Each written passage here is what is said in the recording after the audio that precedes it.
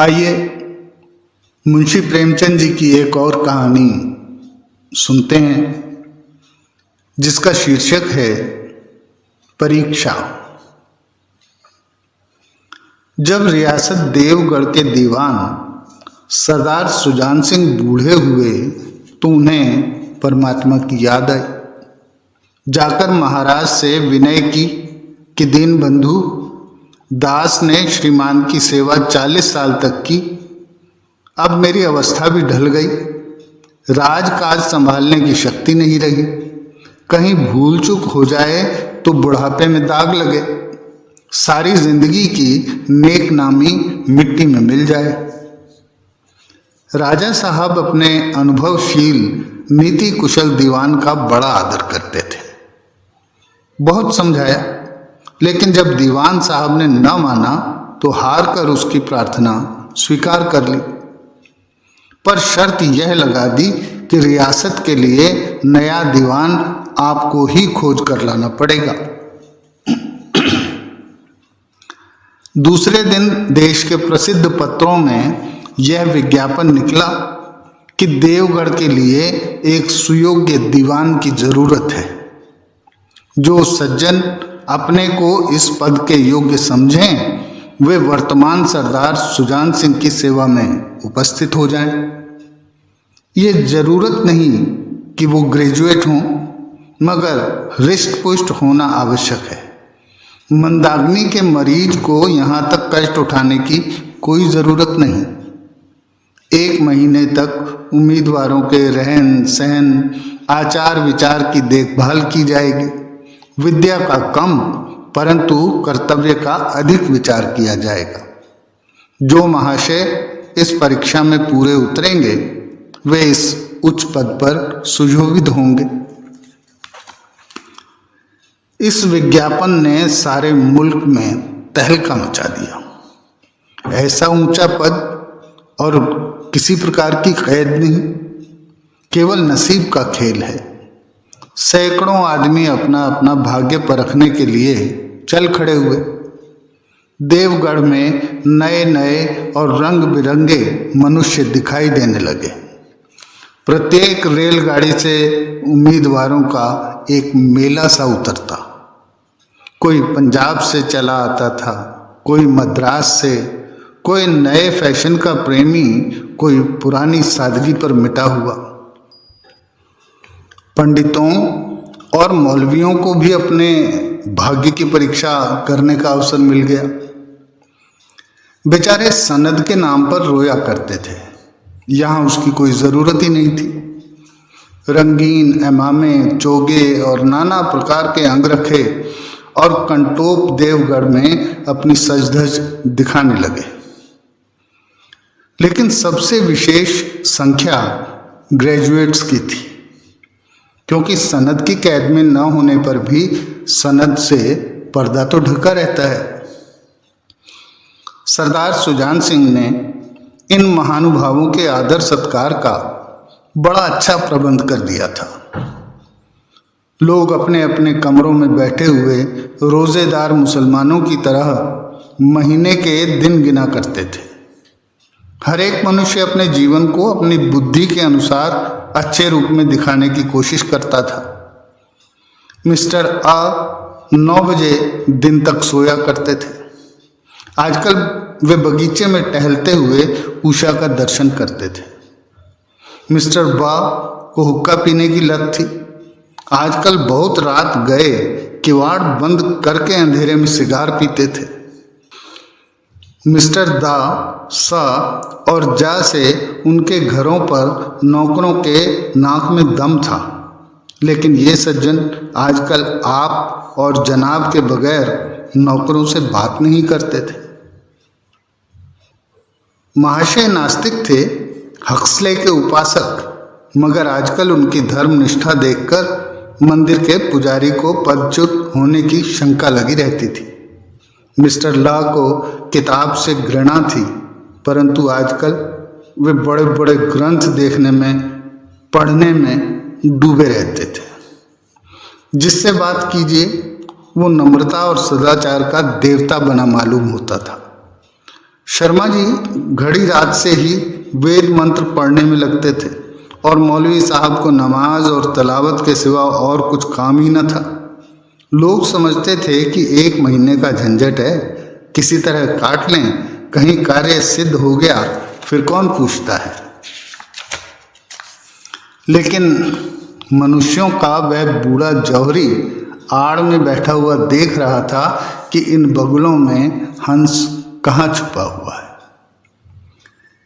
एक दिन नए फैशन वालों को सूझी कि आपस में हॉकी का खेल हो जाए। ये प्रस्ताव हॉकी के मजे हुए खिलाड़ियों ने पेश किया।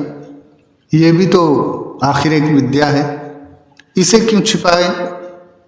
संभव है कुछ हाथों की सफाई ही काम कर जाए। चलिए तय हो गया, फील्ड बन गई, खेल शुरू हो गया और गेंद किसी दफ्तर के अप्रेंटिस की तरह ठोकरें खाने लगी।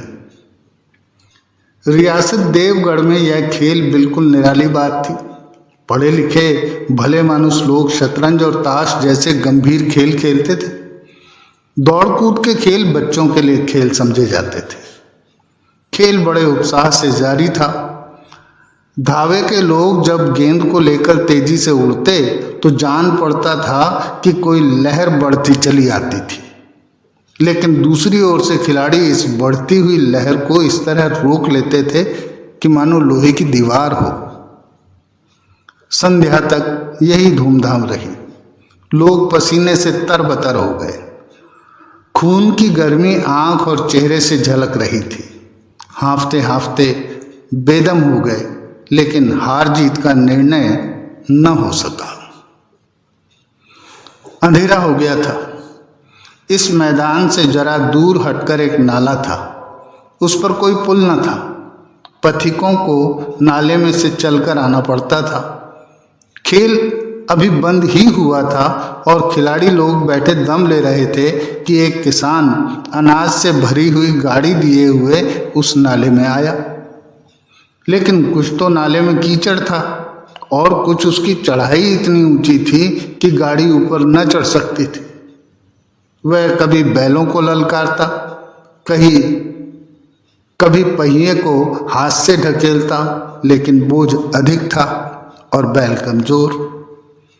गाड़ी ऊपर को न चढ़ती और चढ़ती भी तो कुछ दूर चढ़कर फिर खिसक कर नीचे पहुंच जाती। किसान बार बार जोर लगाता और बार बार झुंझलाकर बैलों को मारता, लेकिन गाड़ी उभरने का नाम न लेती। बेचारा इधर उधर निराश होकर ताकता, मगर वहां कोई सहायक नजर न आता। गाड़ी को अकेले छोड़कर कहीं जा भी नहीं सकता। बड़ी आपत्ति में फंसा हुआ था। इसी बीच में खिलाड़ी हाथों में डंडे लिए घूमते घामते उधर से निकले। किसान ने उनकी तरफ सहमी हुई आंखों से देखा, परंतु किसी से मदद मांगने का साहस न हुआ। खिलाड़ियों ने भी उसकी ओर देखा, मगर बंद आंखों से, जिनमें सहानुभूति जरा भी नहीं थी। उनमें स्वार्थ का मद था, मगर उदारता और वात्सल्य का नाम भी न था। लेकिन उसी समूह में एक ऐसा मनुष्य था जिसके हृदय में दया थी और साहस था। आज हॉकी खेलते हुए उसके पैरों में चोट लग गई थी। लंगड़ाता हुआ धीरे धीरे चला आता था। अकस्मात उसकी निगाह गाड़ी पर पड़ी। ठिठक गया।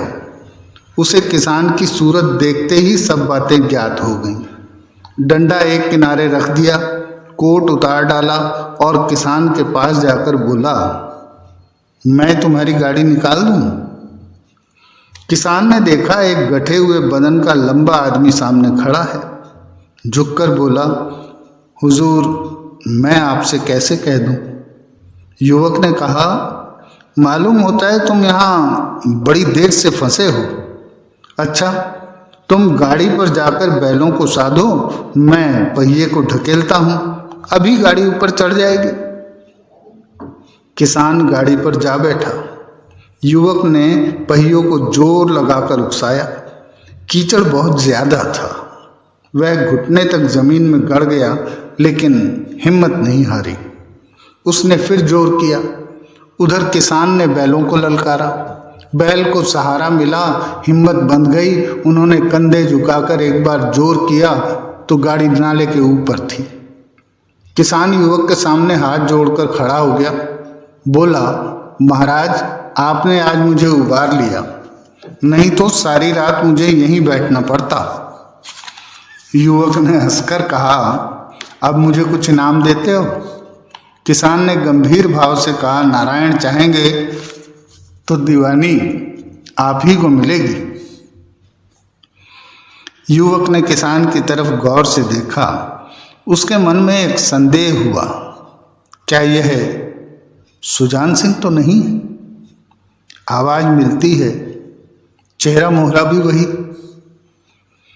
किसान ने भी उसकी ओर तीव्र दृष्टि से देखा। शायद उसके दिल के संदेह को भांप गया। मुस्कुराकर बोला, गहरे पानी में बैठकर ही मोती मिलता है। निदान महीना पूरा हुआ, चुनाव का दिन आ पहुंचा। उम्मीदवार लोग प्रातःकाल ही से अपनी किस्मतों का फैसला सुनने के लिए उत्सुक थे। दिन काटना पहाड़ हो गया। प्रत्येक के चेहरे पर आशा और निराशा के रंग आते थे, जाते थे। नहीं मालूम आज किसके नसीब जागेंगे, न जाने किस पर लक्ष्मी की कृपा दृष्टि होगी। संध्या समय राजा साहब का दरबार सजाया गया। शहर के रईस और धनाढ्य लोग, राज्य के कर्मचारी और दरबारी तथा दीवानी के उम्मीदवारों का समूह अब रंग बिरंगी सजधज बनाए दरबार में आ विराजे। उम्मीदवारों के कलेजे धड़क रहे थे। जब सरदार सुजान सिंह ने खड़े होकर कहा, मेरे दीवानी के उम्मीदवार महाशयों, मैंने आप लोगों को जो कष्ट दिया है उसके लिए मुझे क्षमा कीजिए। इस पद के लिए ऐसे पुरुष की आवश्यकता थी जिसके हृदय में दया हो और साथ साथ आत्मबल। हृदय वह जो उदार हो, आत्मबल वह जो आपत्ति का वीरता के साथ सामना करे।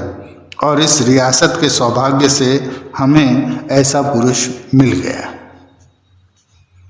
ऐसे गुण वाले संसार में कम हैं, और जो हैं वे कीर्ति और मान के शिखर पर बैठे हुए हैं।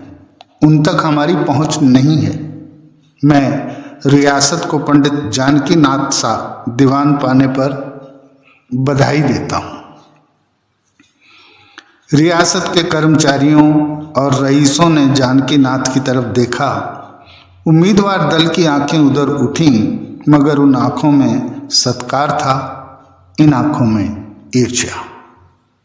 सरदार साहब ने फिर फरमाया, आप लोगों को यह स्वीकार करने में कोई आपत्ति न होगी कि जो पुरुष स्वयं जख्मी होकर भी एक गरीब किसान की भरी हुई गाड़ी को दलदल से निकालकर नाले के ऊपर चढ़ा दे, उसके हृदय में साहस, आत्मबल और उदारता का वास है।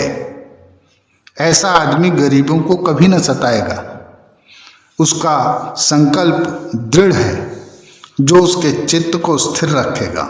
वह चाहे धोखा खा जाए, परंतु दया और धर्म से कभी न हटेगा।